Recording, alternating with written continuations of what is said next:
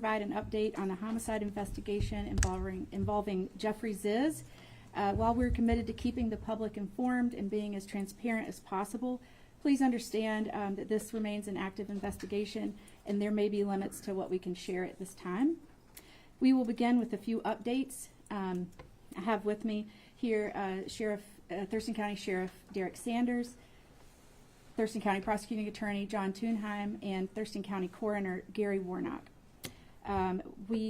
Just to help things move smoothly, we'd ask that you please indicate who your question is directed to when you're called on when we get to the question portion. Thank you.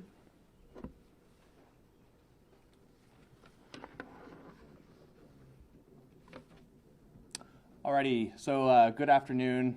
My name is Derek Sanders. I'm the Sheriff of Thurston County. I appreciate each of you coming today to hear a little bit more about Marcia's story. I'd like to focus it on being her story and the life that she lived. And part of this discussion today will be the investigation where that took us over the last few weeks. So first off, I would like to thank a number of our partners. This investigation would not have been possible without them. We have JBLM, CID, Washington State Department of Corrections, King County Search and Rescue with some exemplary canines that they brought with them, Olympia Police Department, whose flock camera system actually helped solve this case, Idaho State Police, Missoula Police, Missoula County Sheriff's Office, the Washington State Patrol, who dedicated dozens of hours to our cause, the Thurston County Coroner's Office behind me, and the Thurston County Prosecutor's Office behind me. I wanted to go over a brief timeline of what happened so that people can start to plug in some of the reasons that thing happened and how quickly this case moved. On April 1st, Marcia Norman had dinner with her handyman, Jeffery Zizz, who was the last known person to see her at that time. There was a delay in reporting. However, on April 4th at 13:48 hours, patrol deputies were dispatched via Marcia's neighbor and her son to the residence under suspicious circumstances of a missing person. On April 4th at 18:57 hours, detectives were requested to respond just a few hours later after the circumstances at her residence were not adding up. At 07:30 hours the next morning, detectives came back to the house and began investigating and securing some areas of interest. And also detectives interviewed Jeffery the first time that basically detectives worked into that night, basically. So the first night they came out, they conducted some interviews. Jeffery was cooperative at that time. And in that interview, you'll see the probable cause statement. He actually had a number of answers that made sense during the investigation, and the investigation was starting to stall out a little bit. However, Olympia's flock system, their ALPR camera system, was actually able to catch Mr. Zizz in a lie, and that's what propagated the investigation further and allowed the execution of numerous search warrants by our detectives. On April 5th, Jeffery came to TCSO for a polygraph examination in which he failed extremely poorly. He is interviewed a second time, but at that point he requests an attorney. On April 5th in the afternoon, search warrants were applied for and executed. Jeffery's truck was seized. His storage unit and trailer were also searched. On April 5th in the evening, Jeffery's house and room were searched and items were seized, which included a 5-page letter which meticulously planned out a burglary and sexual assault of a woman who was referred to as his customer. On April 6th, detectives again were following up and checking suspicious areas and reviewing search warrant returns. On the morning of April 7th, the TCSO dive team searched the area of the victim's residence with a robot, a water sonar system, and a drone which was flown over the lake, and areas were checked, but nothing was found. At this time, in working with the Thurston County Prosecutor's Office, we sought a warrant for a probation violation from a previous child molestation case against Zizz, who we determined at this point in time, that same afternoon, he had fled the state with a roommate's truck. We later learned that that truck struck an elk near the Idaho-Montana border, and at that point we began mobilizing and asking for assistance from Idaho State Police and the Missoula law enforcement. On April 7th in the afternoon, special cadaver dogs from King County arrived and searched the shed property that detectives learned Jeffery had built the day after Marcia's disappearance. The dogs showed some interest but did not give a clear yes or no at that time. Later that evening, we learned that Jeffrey was taken into custody with the assistance of Missoula law enforcement. On April 8th, that morning, cadaver dogs searched the victim's property and surrounding areas. Dogs indicated on human remains at the victim's house, and the WSP CSRT unit processed the suspect's truck for evidence. JBLM CID responded with a ground-penetrating radar device to check ground density and found an anomaly under the shed that Jeffrey had recently built. On April 8th, around noon, cadaver dogs searched the suspect's truck, and at that point in time, they indicated on human remains. On April 8th in the afternoon, cadaver dogs searched the shed property a second time, at which point 2 out of the 3 cadaver dogs indicated that human remains were likely present. On April 9th, with the help of numerous entities, the Thurston County Sheriff's Office lifted up the shed with power equipment, and TCSO detectives began digging, and at that point in time, we located human remains about 18 inches underground in a shallow grave with concrete poured over the top. On April 10th, an autopsy of those human remains was conducted by the Thurston County Coroner's Office. And the next day, those were confirmed to be the remains of Marcia Norman. On April 13th, Thurston County Sheriff's Office extradited Zizz back to Thurston County Jail, where he remained on a no-bail hold for his probationary sentence violation. And on April 20th, Zizz was booked for murder first degree, kidnapping first degree, and unlawful disposal of human remains. One of the interesting things about cases like this is that our Thurston County detectives oftentimes spend a lot of time getting to know the family. I spoke with the family a little bit as well, and the one thing that came up numerous times was how great of a person Marcia was, how she was the life of the room everywhere she went, and how she was the glue for her family. And so I wanted that to be one of the strongest statements that we have here today, is the focus on the victim, and that she did not deserve the details that you're going to learn about here in a short moment. I would also like to just thank each of our patrol deputies and detectives. You know, these are cases where any point in time, even the smallest slip up can result in not finding evidence, not taking things seriously, brushing things off, and at no point in time did any of that occur. I think they all acted with significant professionalism and dedication to the job, and I think this is a good example of how we can't bring Marcia back, but we can seek out justice for her family. At this point in time, I'm going to hand it over to Coroner Gary Warnock, and then we will move on to Prosecutor John Thunheim before taking questions. Thank you.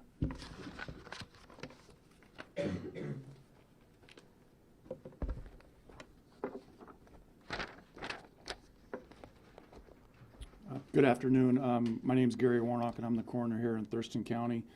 I'm going to give you the cause of death statement. Before I do, I want to thank the Norman family and their friends for their help and cooperation for all of us involved in locating Marcia, and just say our thoughts are with you all. I take no pleasure in delivering the following message because it's going to sting. The immediate cause of death for Marcia is combined blunt force and penetrating sharp force injuries of the head.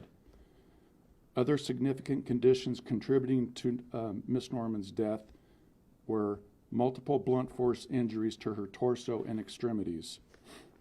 The autopsy examination revealed the injuries were the result of being assaulted by another person, and that the injuries were inflicted while Miss Norman was alive.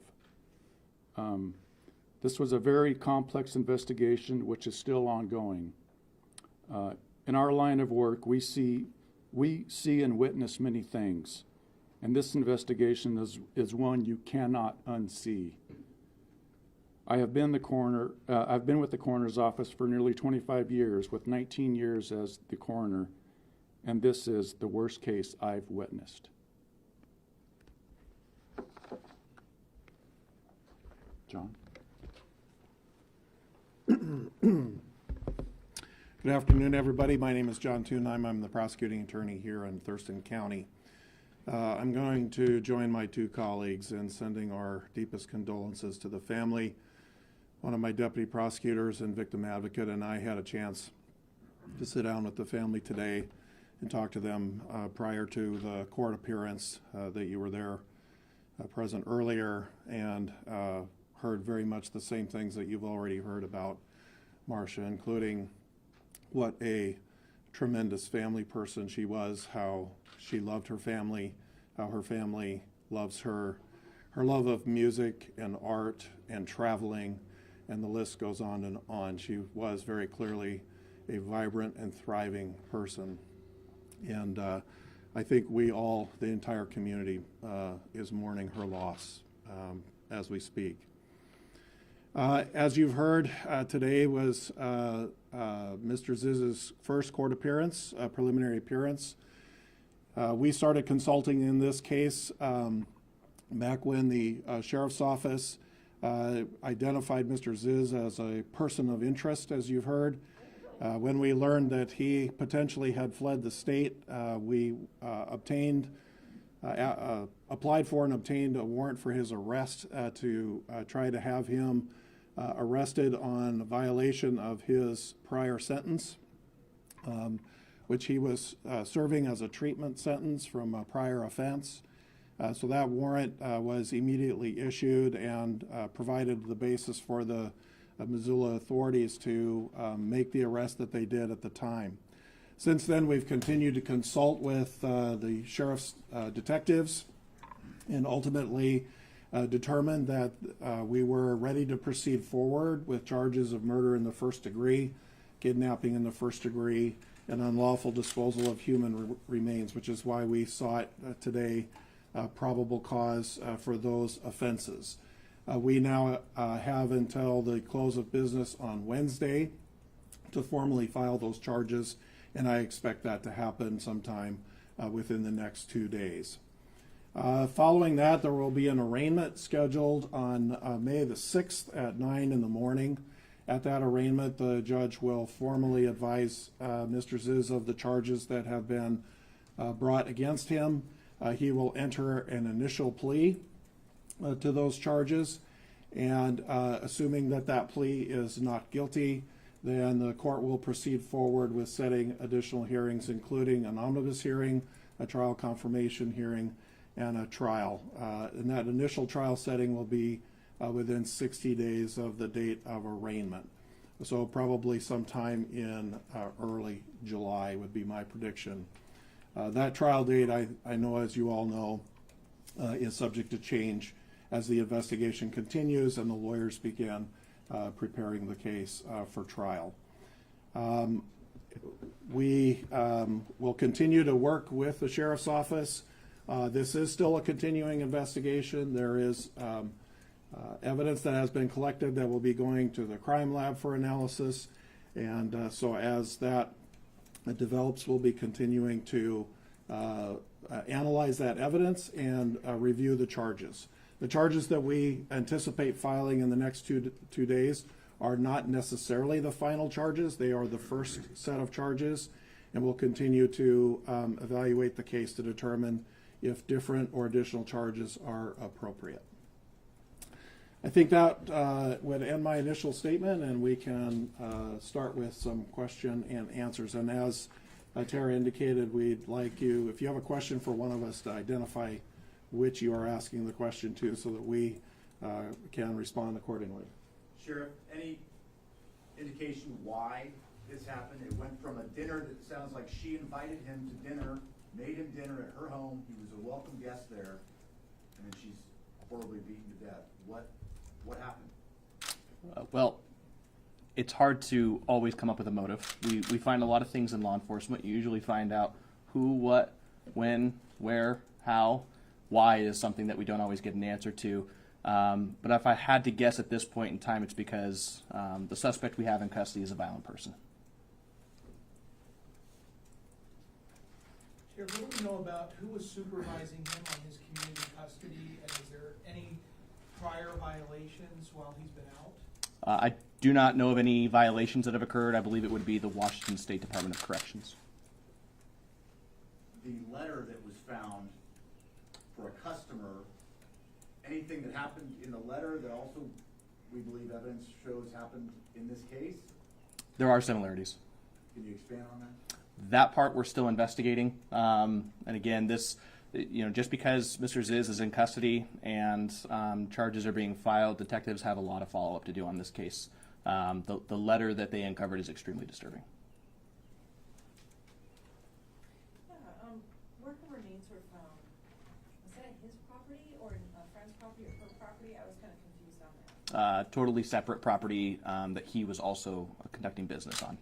Was that here in Thurston County? It was. Was it his property or separate? So, yeah, Not his, yeah, correct. Not her, or somebody else? Correct. Yeah, third party. You talk about the flock system. I don't know if a lot of people know what that is. It's an Olympia PD thing, how that was, what it is and how it kind of helped with the case. Yeah, so flock cameras are automated license plate reader cameras, and essentially they provide two separate functions. The first is that they can provide real-time hits for law enforcement. So as cars drive through there, let's say a stolen vehicle drives through an intersection, the camera will read the plate and send a hit to all the working law enforcement officials so that they know there's a stolen car in the area. The second function that the LPR cameras have is that they have a retention period, and so law enforcement can go back in time and say, hey, we want to look for this specific vehicle, this make, this model, this license plate, and we want to see if this vehicle was driving during these parameters. And so in this case, it was extremely helpful because whereas Mr. Zizz stated that he was home the night that Marcia went missing, we actually had conflicting information when his truck was located on a flock camera. And so that was the first step in which we were able to put him into a lie and then expand further and dig further. Sheriff, obviously this is a really disturbing case, and we heard in court today from Marcia's family that she was very well known in Tenino. I mean, as a sheriff, what's your message there to people in Tenino who are rightly disturbed by all this? This is a disturbing case. I also think that there's some solemnness in swift justice. So the speed at which Thurston County Sheriff's Office and the Prosecutor's Office and the Coroner's Office were able to identify a suspect, get a suspect in custody, and get charges filed, I think also goes to show that we're hoping the days of all these cold cases are over, and that it's extremely hard to get away with something like this in Thurston County these days. Is he being looked at for any other outstanding cases? Nancy Moyer missing out of Tenino, I mean, any other cases that are being looked at? That follow-up investigation will be done. Was there any evidence to suggest this was premeditated? Did he buy anything prior to that dinner? Can you explain maybe some of the...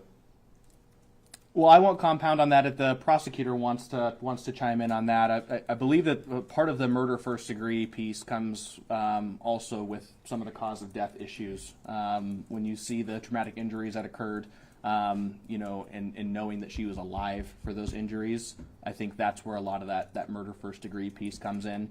And like the prosecutor said, those charges could increase to aggravated murder at a later date. It could go down to murder second, but what we're trying to do is use the probable cause that we have, the evidence that we have today, to get this case rolling, and that investigation will continue. I have a question about the wounds. Is there a weapon that you were seeking or have gotten into evidence? I will let the coroner answer that question. What's that again? Is there a weapon that you're seeking in relation to these wounds? Like you said, sharp? There's sharp force injuries and there's blunt force trauma. For the blunt force trauma, there is no pattern to say what device was used. So it could be a piece of lumber, machinery. As far as the sharp force injuries, pneumatic nailer. And I'm going to back up a little bit. Her onset from injury to death was not instant, it was hours. So these injuries compounded and reoccurred while she was still alive. Do we know where that happened? No. We found a location that... I'm not aware, Drew, of a location yet. And just to be clear, do we think she was deceased when she was placed in that shallow grave? Yes. So just for the timeline, Mr. Warnock, so the nail gun, that was used hours before she died, what you believe? It was used in the progression of the assault.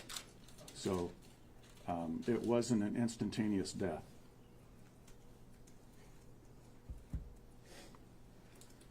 And I'll just add to that, because Drew, your original question had to do with premeditation, and that was the theory on which we presented the murder one charge to the judge for probable cause, was that there was clearly time during the course of the events, based on the nature of the injuries that have been described, for the intent to kill to form.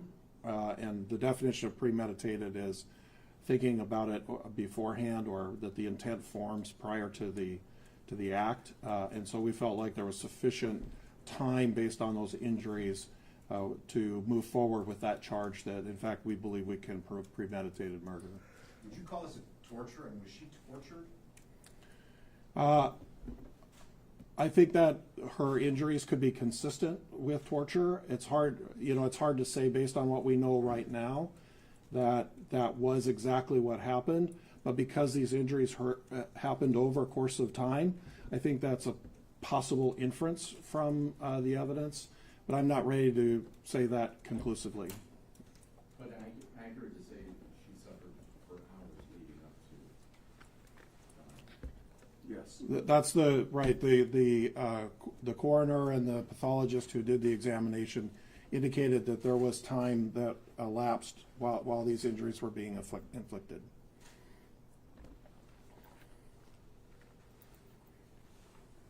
Was she also sexually assaulted, as the letter said it was a burglary sexual assault plan? You want to address that? So, there is no evidence of a sexual assault, but that testing hasn't come back yet. So that's all pending right now.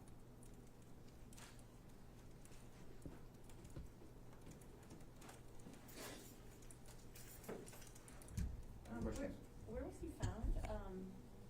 As far as like he was hiding in the woods, or I don't remember if I read that. Missoula area law enforcement did a great job. We knew that he was heading east, and we knew that he was on foot after it sounds like he crashed into an elk.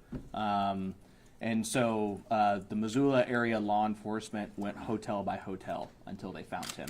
And at that point, I believe they preemptively started the SWAT team at that point and took him into custody at an area hotel. You mentioned that the flock system causes in a lot, and then you mentioned the polygraph test as well. Was there anything additional from that test that helped you solve the case? From the polygrapher test, not to my knowledge, no. Once he failed the polygraph, he left the state. The paperwork details this incident a couple of months ago where he broke into her home. Hindsight's 20/20, but you would have liked to have known about that prior. I mean, when you heard that had happened. Certainly, and I'm not going to second guess what was going through the family's mind or Marcia's mind at that point in time. But yeah, I mean, if someone breaks into your house and is standing over you, we would like to know that. But again, it's always tough to know exactly what was going on in their minds at the time and how they perceived that. So. Despite that, she trusted him though, and had him back. Were there any other red flags that the family or neighbors had identified with this man? Not particularly with this man. Mostly just with the manner in which Marcia went missing. There were a lot of red flags. When we were going through the house, things were basically just left at a point in time. Dishes in the sink, bed made. No, I mean, I believe everything was still at her residence, including her vehicles, except for her phone. So the only two things that were missing were her and the phone. So obviously that's not normal.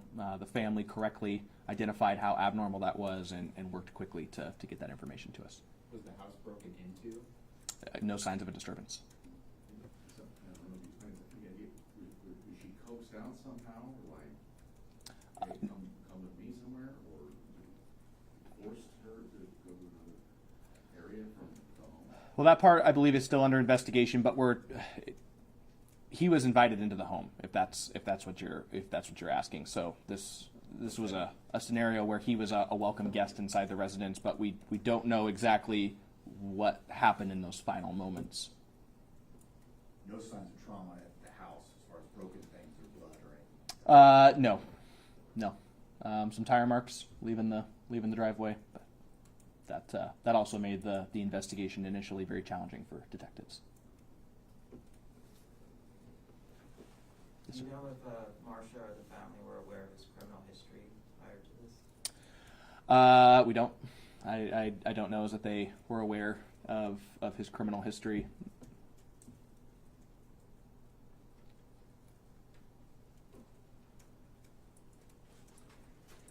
Okay. Well, I appreciate everyone here coming today. And again, our focus moving forward is going to be on Marcia, the life she lived, her family, who's going to continue to live in her name, and the investigation between these three offices that ensures that justice is sought for her. Thank you.